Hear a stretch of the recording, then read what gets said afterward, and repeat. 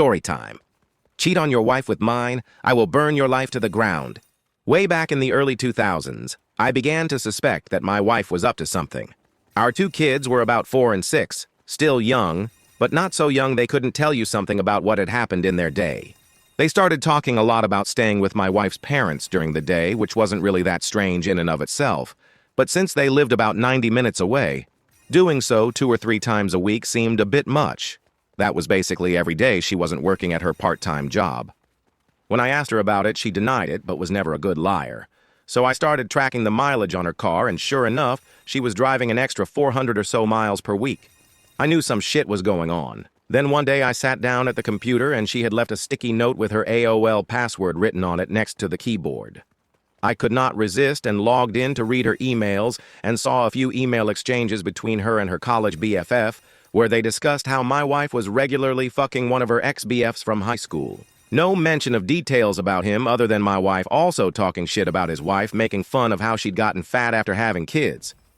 Anyway, I printed out these email exchanges and stashed them. I still needed to know the details, so I called a friend who was a cop, and he suggested I call a guy he knew that had left the force to become a PI.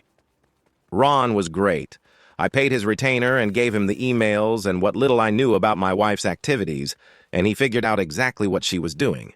His report detailed with photos and times, dates, locations, all about how she would take the kids to her parents, then go meet this guy for lunch, then they'd go to a dumpy motel for a few hours, after which she'd pick up the kids and return home.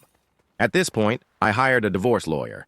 My parents cheated on each other and the fallout absolutely fucked mine and my siblings' childhood. It was something that was totally unacceptable.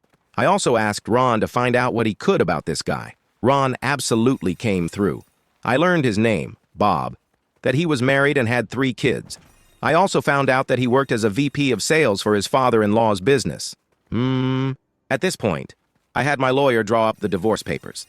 I also asked Ron for a couple more copies of his report, and one more thing I wanted him to do for me. On the same day I had my wife served with the divorce papers at her work, I had Ron meet with this guy's wife and show her everything he'd found out.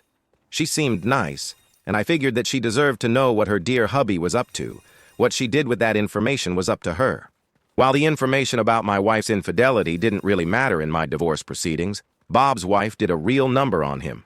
According to the publicly available court documents from the divorce and other related proceedings, she cleaned out their joint account, took the kids, and left. As soon as her dad found out what he'd done, Bob was fired, and since her parents actually owned the house where Bob and his wife lived, he also got evicted. Their divorce was ugly. Lots of fighting in, and evidently out of, court. I guess Bob went to the house and started arguing with his wife, and it escalated to the point that her brother stepped in and Bob got his nose broken. There were restraining orders, a few more incidents with police reports, criminal charges, jail time, and so on.